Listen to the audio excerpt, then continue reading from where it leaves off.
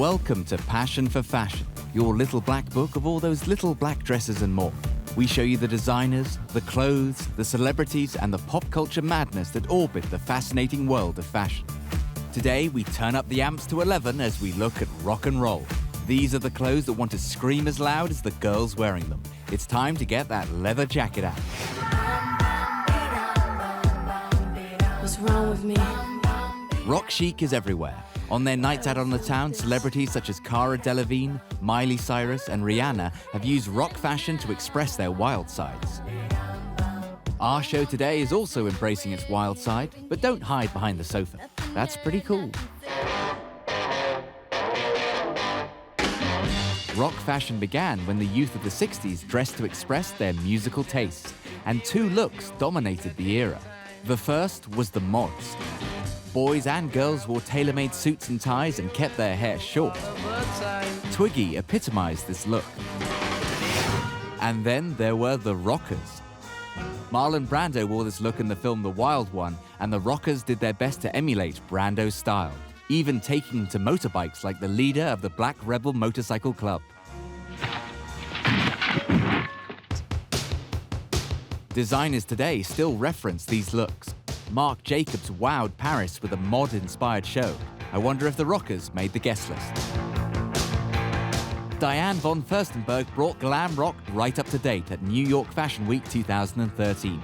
After studying the fashions of glam star David Bowie, she courted the rocker girl with her collection of animal prints and leather. Vivienne Westwood and Zandra Rhodes brought safety pins and rips to the catwalk. These fashions were taking the DIY creations of the punk scene to the next level and shaped fashion forever. Giant safety pins held together that dress for Liz Hurley, barely.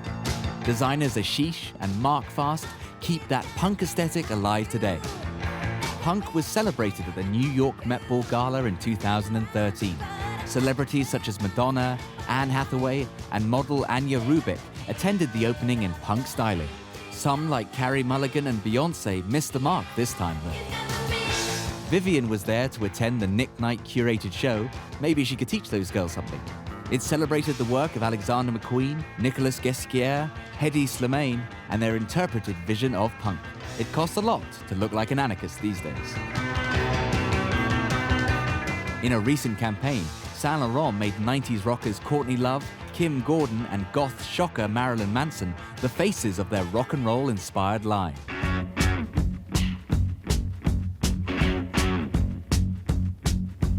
Burberry chief Christopher Bailey has made it his mission to entangle music and fashion. Brian Ferry and Jack Bevan from Foals have launched campaigns. He also champions emerging artists with his Burberry acoustic sessions. Not to be pushed off the catwalks by these upstarts, some models have taken on the challenge and behaved just as rock and roll, if not more so. Kate Moss has been the rock and roll catwalk queen with her style and antics. She even dabbled in singing when she contributed to a single for rock band Primal Scream.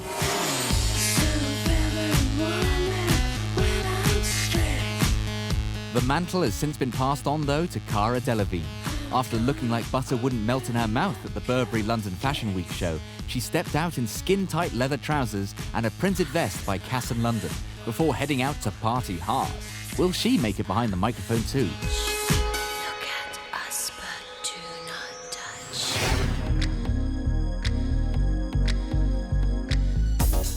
Strike a pose. Who else other than the enfant terrible of fashion could be our choice designer for rock and roll? Paul Gaultier. This man has sometimes attracted controversy, but he has always remained the go-to man for premiere punk couture. With his peroxide hair, brilliant tailoring, and a cheeky irreverence, he became a formidable force in fashion. Like all true punks, Gaultier never had any formal training. His natural talent was first spotted by his grandmother after he made conical bras for his teddy bear. At 18, he was soon picked up by avant-garde designer Pierre Cardin, who made him his design assistant despite his lack of training. When he launched his own line in the late 70s, he seduced Paris with his playful collections. He introduced skirts and later kilts for men on the catwalk, a look he would often wear himself. By the 1980s, he had exploded onto the fashion scene when his first pret-a-porter collection featured the conical bra that Madonna would make famous. The corset was worn on her Blonde Ambition tour, and Madonna and Gaultier went on to wow Cannes when they appeared at the festival. Another pop star fan is Kylie Minogue. She requested Gaultier to design for her X2 tour and later her Showgirl tour, making sure she always looked wow, wow, wow. In 1997, French director Luc Besson was so taken by Gaultier's designs, he asked him to create the wardrobe for his film The Fifth Element. The colourful creations were a world away from other film fashion, and after substantial praise for his work, Gaultier went on to design for many other films. Always the rebel, Gaultier chooses unconventional models for his catwalks. If you're a pierced, tattooed man or a fuller-figured woman, you could have a chance to get up there. And there are none more unconventional stars than rocker Beth Ditto. Recognizing the strong style Beth has, Gaultier asked her to walk for his 2001 Spring-Summer collection. I ain't got the time if my daddy thinks I'm fine. Try to make me go to rehab, I won't go. When Amy Winehouse passed away, Gaultier paid tribute to her in his Spring-Summer show. The collection was a celebration of her style, and models wore colorful versions of her signature beehive. Don't come, yeah, I know a shot glass. They try to make me go to rehab, I said no. As someone so affiliated with popular culture, it comes as no surprise that Nicole Kidman and Marion Cotillard both chose Gaultier to collect their Best Actress Oscars. After 7 years of being creative director of French luxury brand Hermès, he left to focus on his own label once more. His recent show, with its sophisticated jackets and trenches, revealed the enfant terrible may be growing up, but it still maintains that cheeky energy that made him the rock and roll designer.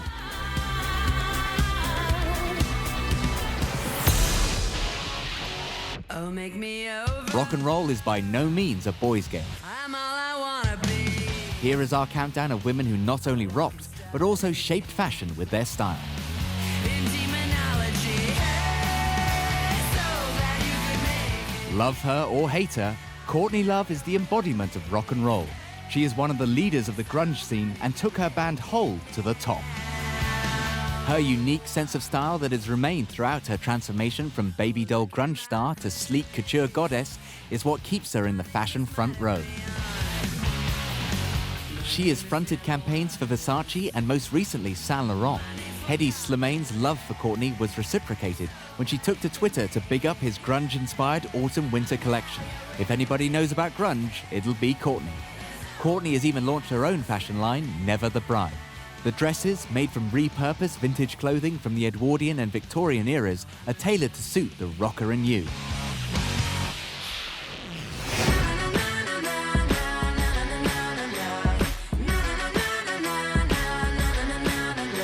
Pink has balanced the mixture of rock and sophistication that is easy to get wrong. She is known just as much for her spiky punk hair as her bold choice of dresses. At the VMAs, she stunned in this Stella McCartney gown. That look of combining Hollywood glamour with rock and roll is what Pink does best. And she has worn some beautiful dresses on the red carpet. Her persona won her the role as the face of CoverGirl. Beauty with an edge is what they were after, and we can't think of anybody more suited to the job.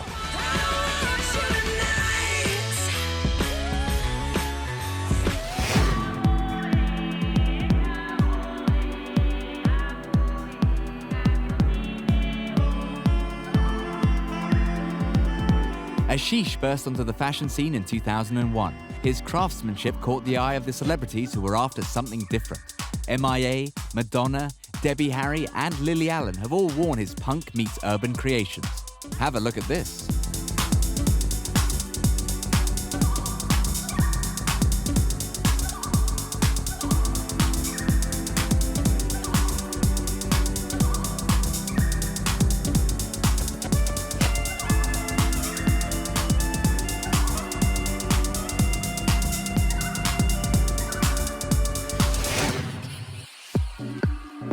And now it's time to look at the crazier side of the catwalk in our favorite section, What the Fashion?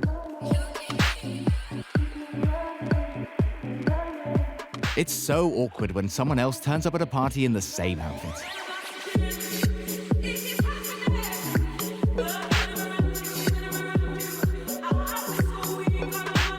The 80s are back, and they've brought along even bigger shoulder pads.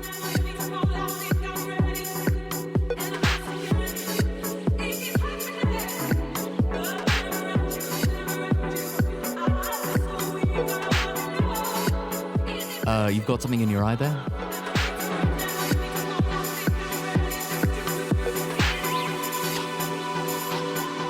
This isn't a model, it's just someone who's very bad at DIY.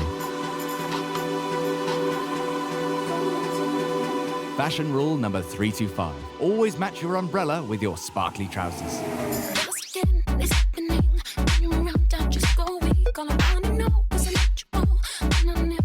The photographer caught this photo just as a hawk crashed into the model's head.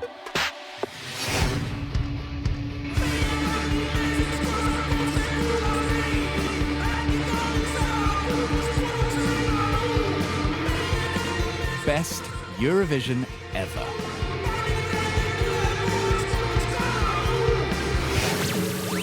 Coming up, we reveal more countdown leaders in rock fashion, as well as that all-important number one. We look at rock and roll fashion in cinema and the daughters of rock's elite who are taking over the catwalks.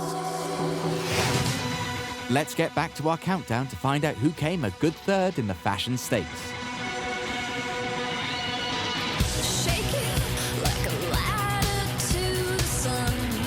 There are few front women in rock more forward-thinking and inspirational in fashion as the Yeah Yeah Yeahs' Karen O. Her black bob haircut became the haircut for the noughties generation when the band first appeared on the scene.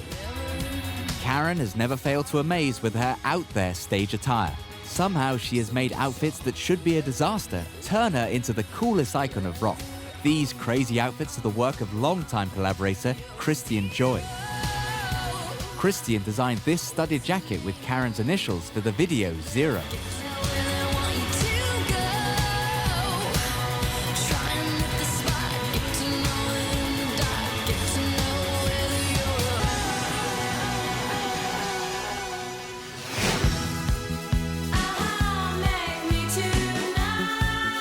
At number 2 is Debbie Harry. She is the ultimate rock and roll icon.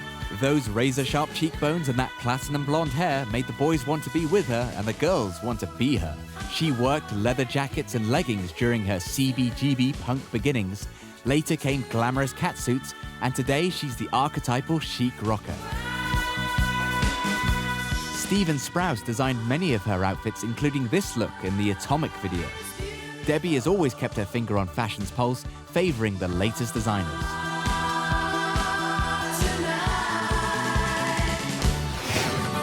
These are the most rock and roll looks in cinema. Kate Hudson made her acting breakthrough in the 2000 film Almost Famous. She played the humorously named Penny Lane, who is a groupie or band-aid to the fictional band Stillwater. Kate won audiences over with her cheeky offbeat character, but they were also drawn to the clothes. Paisley patterns, floppy hats, tassels, and waistcoats. She even made the 70s look cool. She reintroduced the crop top to the high street, and that fur jacket became a must-buy. Although we recommend fake fur. Ladies and gentlemen! The 1970s film Performance was a controversial arrival when it first appeared on the big screen. Casting Mick Jagger, one of music's most daring characters, was a bold move, but so was the casting of model Anita Pallenberg. 132 pounds. She is the archetypal rocker girlfriend, having dated 3 members of the Rolling Stones, almost the whole band. She brought her sense of European sophistication via swinging 60s London with what she wore throughout the film. With her boho chic and long blonde hair, we think Kate Moss must have been inspired by this woman. It was a teenage wedding and the old folks wished them well. Uma Thurman as Mia Wallace in Pulp Fiction has to be one of the most iconic characters in cinema. We know she loves $5 milkshakes and twisting, but she also knew what to wear. Mia does rock and roll in a minimal way. 60s bad girl meets mod. Agnes B designed the clothes, and Uma looked so good when she danced with John Travolta. Apparently, sales of Chanel's Rough Noir lipstick went through the roof after this film screened. For that year, we all wanted to be Mrs. Mia Wallace. The little money coming worked out well. C'est la vie, say the old folks. It goes to show you never can tell. When you have catwalks creating their own cinematic experience, it's easy to see why Paul Gaultier has collaborated on many films. The actors in The City of Lost Children are dressed to match the weird and dramatic world they feature in.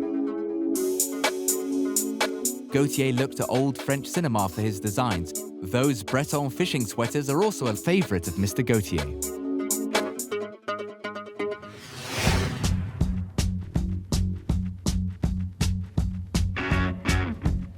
If you are the daughter of a rock star, you certainly have a name to live up to. These girls went into fashion and made one for themselves. Daisy Lowe's parents are Pearl Lowe and Gavin Rossdale. She has modeled for big names such as Chanel and Vivienne Westwood and featured on campaigns for Marc Jacobs, Mango and Converse. Her rock and roll heritage has seen her appear in many music videos, and Miles Kane gave her a starring role in the promo for his single, Come Closer.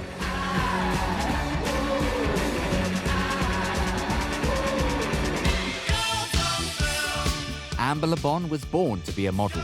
When your father is 80s heartthrob Simon Le Bon and your mother is a top model, it's just inevitable. That is not to say she hasn't worked hard. This girl's on film and photographed.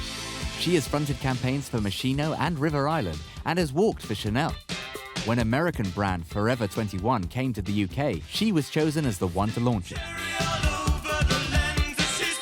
The most rock and roll model of the 1970s was Jerry Hall, and she found her match in Mick Jagger.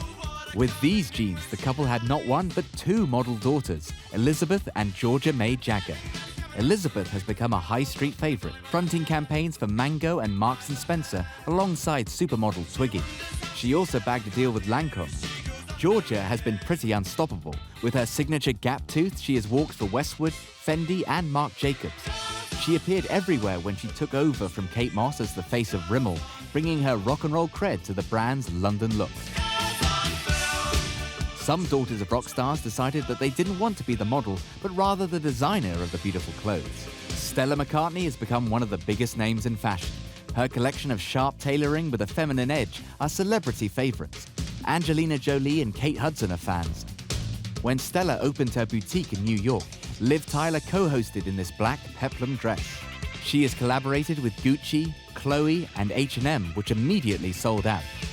Her work was ever present when she was asked to design the clothes for Team GB at the 2012 Olympics. If she carries on this way, she may end up bigger than her dad. It's the moment you've been waiting for as we return to our countdown to reveal our #1 rock fashion star.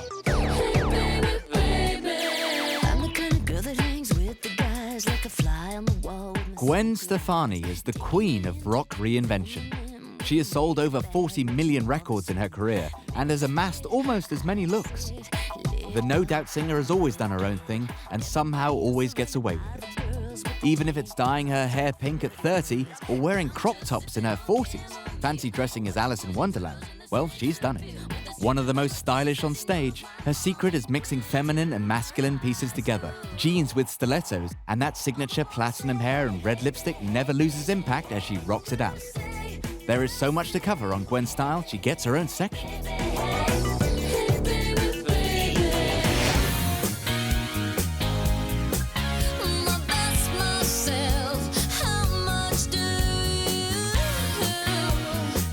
Gwen Stefani's unique sense of style is accredited to the music that she loves. Her love of two-tone and ska is not only something that influences her band No Doubt, but her dress sense too. Using the black and white checks of the scene to make an impact on stage, she has since furthered the look to apply to bold dogtooth prints. You will also see Gwen sport a lot of red, gold and green, the colors of the Rastafarian flag. This is her way of expressing her love for ska and reggae music. As Gwen's star rose throughout the 90s, she found herself in that enviable position of having the top designers want to dress her.